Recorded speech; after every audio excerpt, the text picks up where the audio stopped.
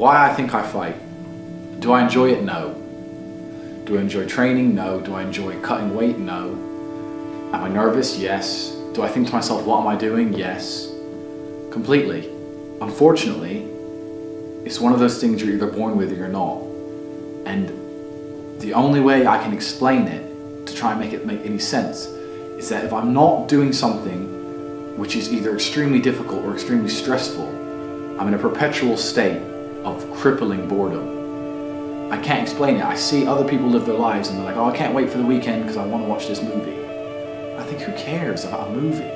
You're looking forward to the weekend for a movie? You're looking forward to the weekend to get drunk? Like, these things to me are so mundane.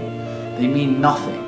And if I don't fight, if I'm not in a situation where I'm stressed or worried or concerned, I'm just perpetually bored. And boredom's crippling. If you're an intelligent person and you've got a good brain on your shoulders, you can't just sit there bored, you know? So most smart people take the academic route to avoid boredom. They learn, but that's never really interested me either. Although I've always been an intelligent guy and I've always done well academically, it never really interested me. And then I see people climb Mount Everest or jump off buildings or do base jumping, or the guy who jumped from space. People think, what's he doing? He's crazy. I understand. Because some people can't live normal lives. Some people cannot just function 9 to 5 office job, get drunk at the weekends. That is not for some individuals, and it's not for me.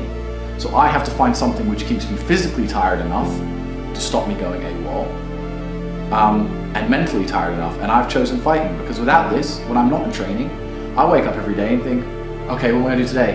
It's 9 a.m. on a Tuesday, I'm bored, everyone's at work, I'm bored, and I'll end up doing something crazy. I'll either end up drunk, or on the Eurostar, or, you know, it's just a random lifestyle, because I'm constantly looking for never-ending entertainment, and it doesn't exist. I think the only thing that could stop me fighting is if I had enough money to constantly entertain myself. Unless I'm a billionaire, I need something that keeps me focused and keeps me occupied in life.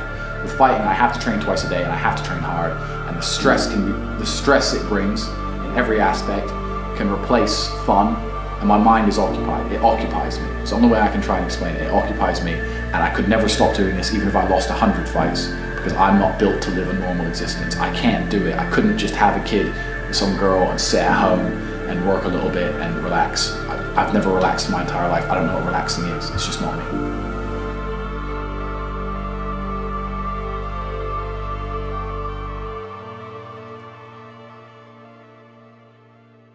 I was a 4-time kickboxing world champion. For 12 years, I trained 5 hours a day, 6 days a week. And I was motivated to train probably about 25% of the time. The rest of the time I went because I am disciplined. You don't feel like going through that shit on a Wednesday morning when you wake up, but you have to do it because you're disciplined. You're either a disciplined individual or you are not a disciplined individual. There's a difference between want and want. And I say this all the time. People say to me, I want to be rich. And I say, okay, well, I want to be able to ice skate, but I don't want to be able to ice skate enough to go learn how to ice skate because I can't be bothered. I mean, surely if I could click my fingers and be a figure skater, I'd click my fingers. Who wouldn't? But I don't want to actually go train because I don't want it enough. And this is the exact point with money. Everyone wants money put on their lap. If you truly wanted money, you wouldn't be able to sleep until you fucking had it. And this is the point. Because when I had nothing, I couldn't be distracted. You couldn't distract me from what I wanted. That's who I am. If I want something, I'm gonna get it. I do not need to be motivated. I'm a disciplined person. If I allocate X amount of time to work, I'm gonna do it. But that is the bottom line answer. It's discipline. You're gonna have to work when you don't feel like working. That's how it's gonna have to be, or you're never gonna be eating. One of the only things in this world you can control is your state of mind. You can't control the weather, you can't control other people, you can't even control your health. You might get a brain hemorrhage, or you might get hit by a bus. One of the very few things in the world you have genuine control over is your state of mind. You decide if you're a disciplined person, you decide if you're a happy person, you decide if you're a depressed person. These are things that in real time you can affect in your brain. This is all you can control on Earth. If you can't control that, then you're just a feather in the wind. And life's gonna blow you around, and you might land somewhere good, you might land in dog shit, nobody knows. Your state of mind is what you should be able to control. If you can't wake up and say, today I'm making some money, and actually try your very, very best, and actually stay dedicated to that task. If you can't do that, you're fucked. Every man understands you shouldn't be complaining about things you cannot change. You have to play the cards you're dealt.